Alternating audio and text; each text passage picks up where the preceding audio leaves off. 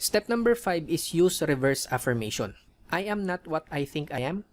I am not what others think I am. I am what I think others think I am. Medyo nakakalito yung quote na ito sa simula, pero ang pinakapunto nito ay perception o kung paano natin tingnan ng isang bagay.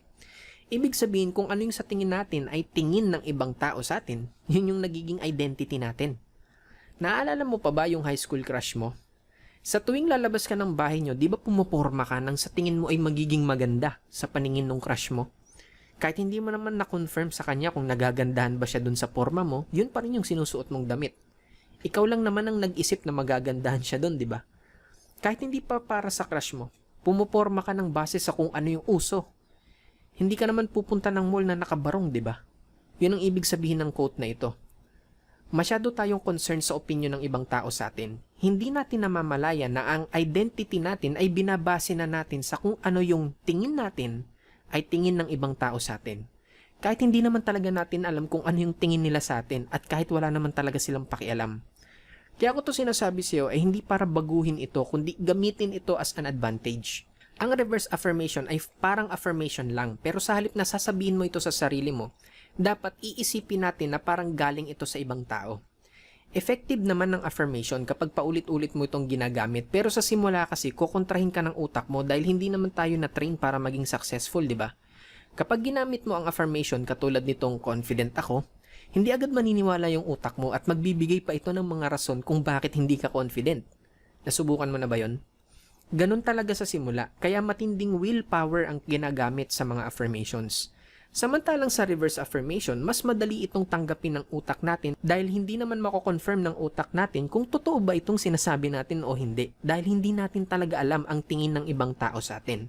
Napaka-powerful ng technique na ito kaya simula mo na agad itong gamitin. Sa halip na sabihin mo na confident ako, ang sabihin mo, ang tingin nila sa akin ay confident ako.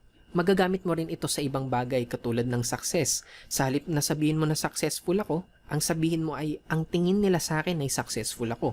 Sa halip na sabihin mo na milyonaryo ako, ang sabihin mo ay ang tingin nila sa akin ay milyonaryo ako. Ito mismo ang ginamit ko rin para makapag-build ng confidence.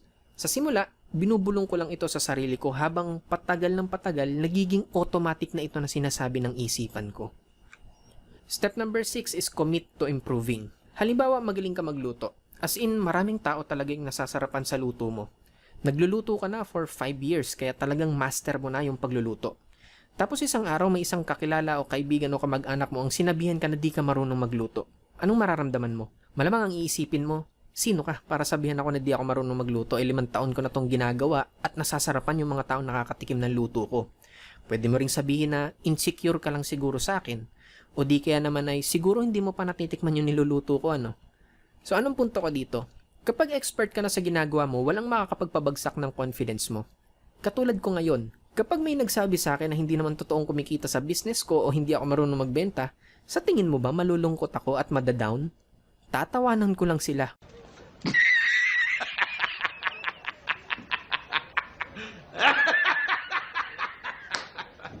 O di kaya naman hindi ko napapansinin.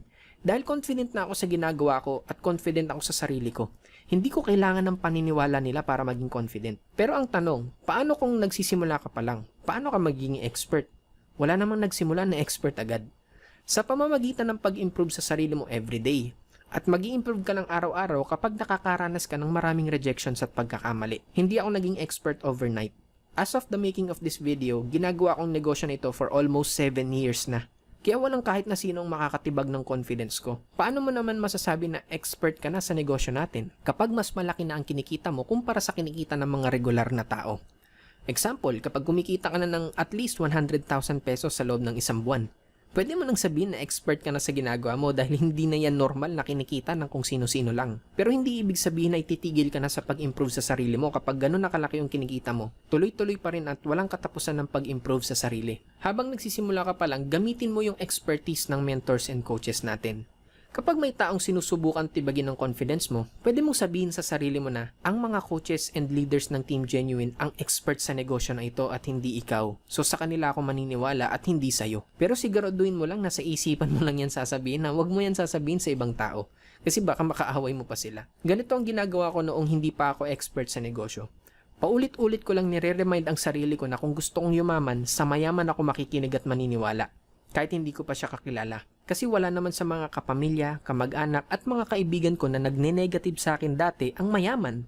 So bakit ako maniniwala at makikinig sa kanila? Palagi mo itong tatandaan, ang tanging paraan para maging successful at confident ka ay sa pamamagitan ng napakaraming rejections at pagkakamali. The more na nagkakamali ka, the more na natututo ka. The more na nare-reject ka, the more na tumatatag ka. At the more na natututo at tumatatag ka, the more na lumalapit ka sa success at mas lalong nadadagdagan ang confidence mo. And finally, step number 7, consistent action. Balikan natin yung example kanina. Halimbawa, expert ka na magluto dahil 5 years mo na itong ginagawa.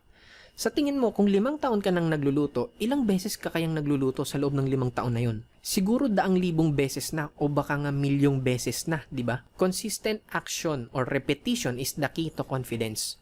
Walang kwenta ang lahat ng steps 1 to 6 kung hindi naman tuloy-tuloy ang action na ginagawa mo. Paulit-ulit ko nga sinasabi na walang kumulong tubig sa patay sinding apoy.